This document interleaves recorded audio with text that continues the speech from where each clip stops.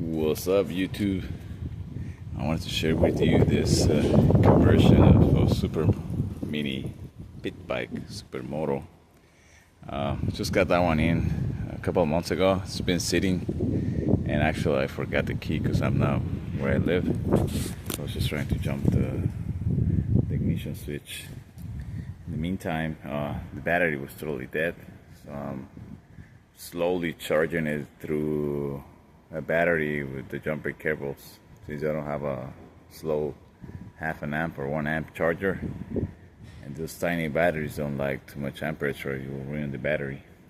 So I'm just doing the electron transfer from battery to battery. So when that happens, I'm gonna go ahead and install these. I got those for like $250 off of Marketplace, and they happen to match the color of the back as well, so it was I guess a good deal. Now what I'm worried about is the fitment. They all should fit, but they're actually the same diameter inside the hubs compared to that one, but I'm worried about the spacers and the rotors and how's all that gonna fit.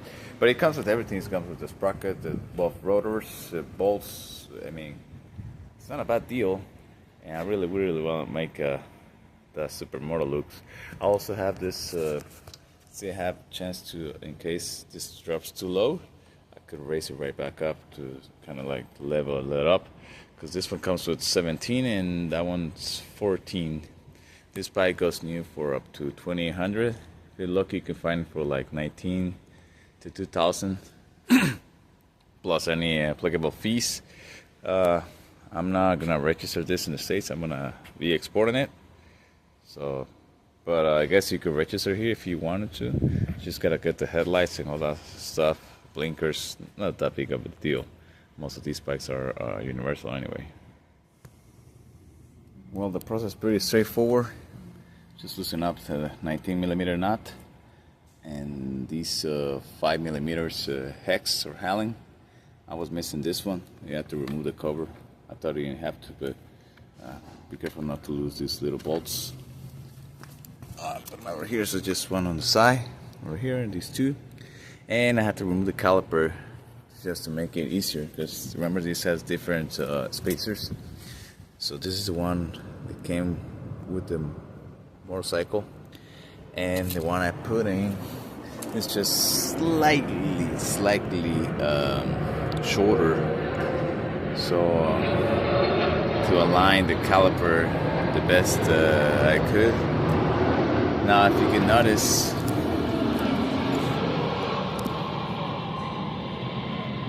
see, it's not grabbing all the way, so it looks like the rotor is kind of too small,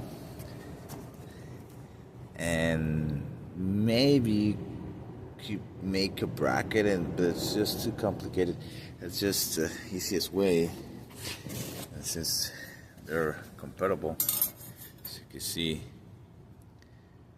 that's exactly what we're missing. So basically what we're gonna have to do is just replace this rotor back to the supermoto rim to see if it will work.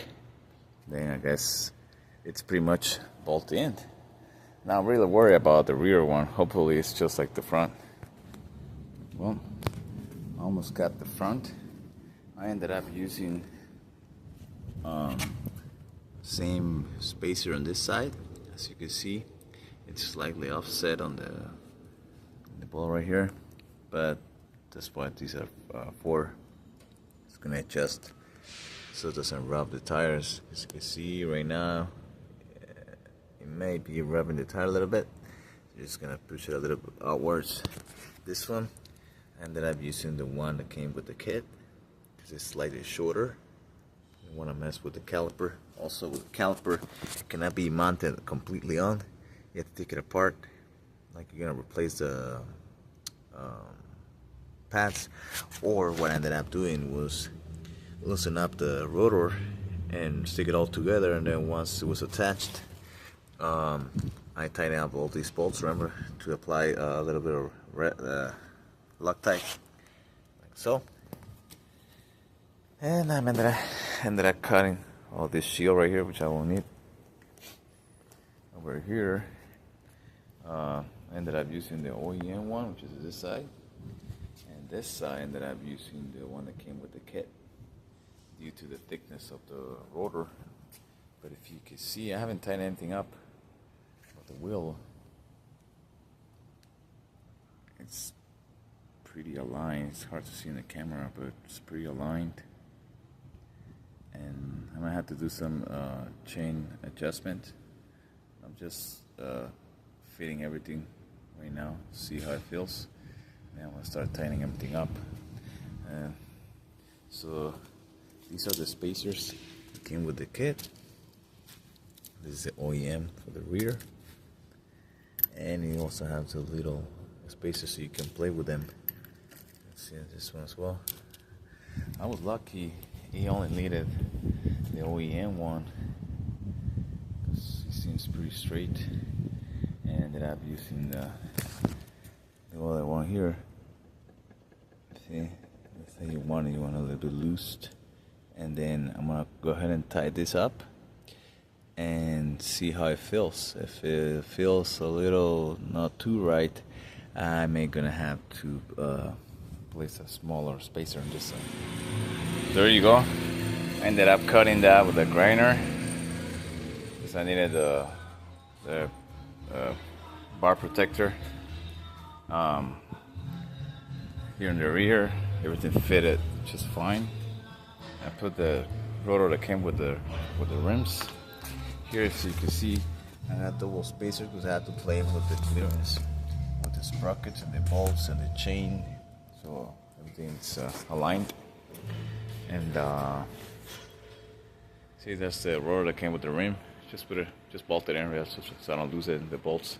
This one too, since this is good for the e-bikes, so they got a little more torque.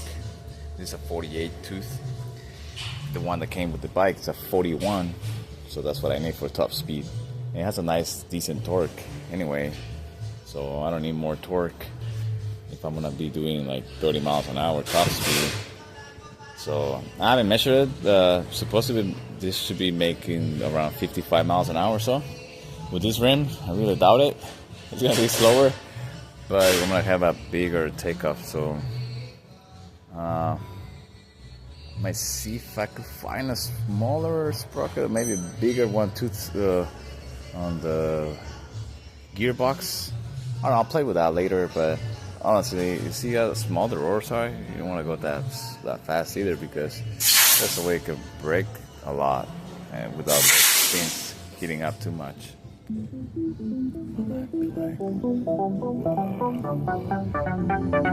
Wow.